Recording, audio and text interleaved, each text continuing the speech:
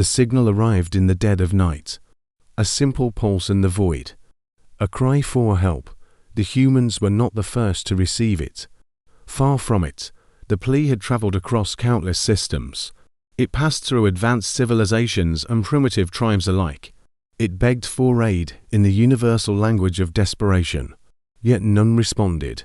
On the planet designated as Vectrus 3, a lush world far from galactic centers, a team of xeno-anthropologists decoded the message.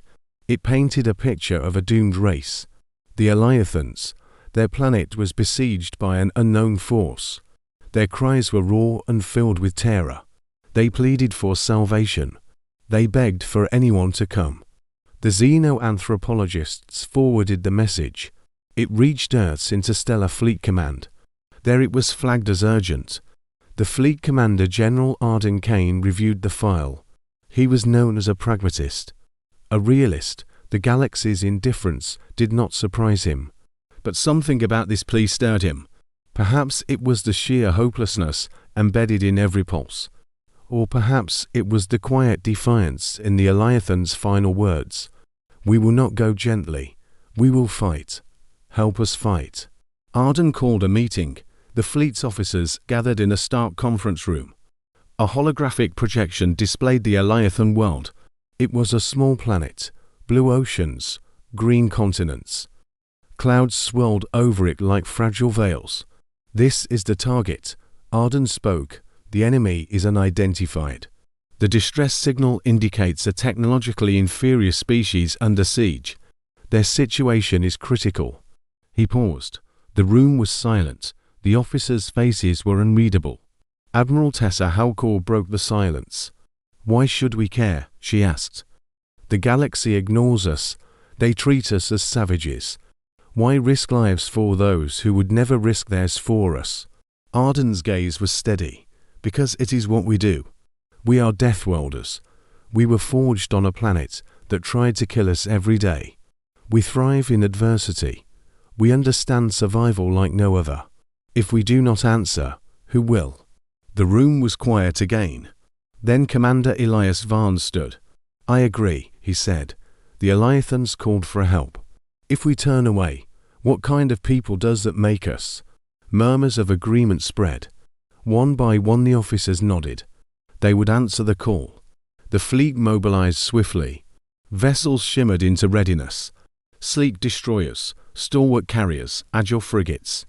Crews moved with purpose. Engineers performed final checks. Pilots ran simulations. The Deathworlders were preparing to fight. The journey to the Uliathan system took 6 days. The tension was palpable. Soldiers trained relentlessly. Technicians fine-tuned equipment. Morale officers shared stories of heroism. They reminded the crew of humanity's resilience. You are the descendants of survivors. They said, you are the inheritors of Earth's indomitable spirit. When the fleet arrived, they found chaos. The Uliathan world was under siege. Strange biomechanical entities swarmed the atmosphere. They resembled nightmares. Twisted amalgamations of flesh and metal. They attacked with ruthless efficiency. Uliathan cities burned. Their defenses were in tatters. Arden issued orders. Deploy ground teams. Engage the enemy in orbit. Protect civilian centers. The fleet surged into action. Starfighters darted through the void. Capital ships unleashed volleys of plasma. On the ground, infantry squads advanced with precision. They faced an enemy unlike any other. Adaptive, relentless, unyielding. The Deathworlders fought with a ferocity that stunned the Uliathans. These humans, these supposed savages, they charged into the heart of the enemy.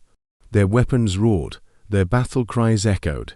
They fought not just for survival, but for something greater. They fought to uphold the promise they had made, to answer the plea of a desperate people. Days turned into weeks. The war was grueling. Casualties mounted, supplies dwindled, but the humans did not falter.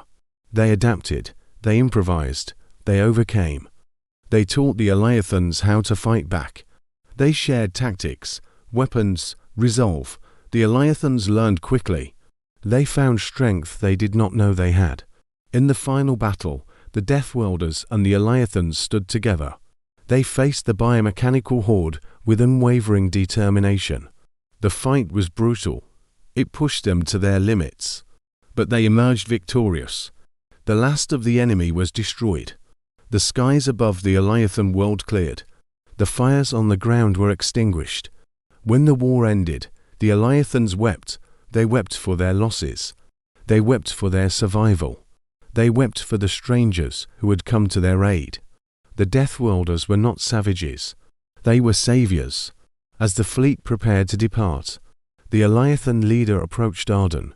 Her voice was filled with emotion. You came when no one else would. You fought for us. You saved us. We owe you everything. Arden's expression was solemn. You owe us nothing, he said. Just remember this. When another cry for help echoes through the stars, answer it. The fleet returned to Earth. They carried scars, stories, and a renewed sense of purpose. The galaxy might see them as Deathworlders, but they knew the truth. They were the guardians of the desperate, the defenders of the forsaken, the answer to a plea in the void.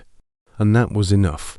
Back on Earth, the story of the Uliathans spread. It ignited debates among the nations. Some questioned the cost. Others marveled at the courage. But for those who had fought, the answer was simple. They had done what needed to be done. They had shown the galaxy that even in its darkest moments, hope could endure. Later, a new signal reached Earth. Another plea for aid. This time, the humans were not the only ones to respond. The Uliathans sent their fleet. They carried banners of gratitude and resolve. Together they stood as allies. Proof that even the smallest acts of kindness could reshape the stars. The galaxy watched, and slowly, it began to change. The indifference that had defined so many civilizations began to fade. Inspired by the actions of the Deathworlders and the Uliathans, more species began to heed the calls for help. The cry of desperation was no longer a solitary echo. It became a chorus, a promise, that no one would be left to face the void alone. Humanity had not just answered a call. They had sparked a movement. And as the stars lit up with the unity of countless worlds, the Deathworlders knew they had done something extraordinary.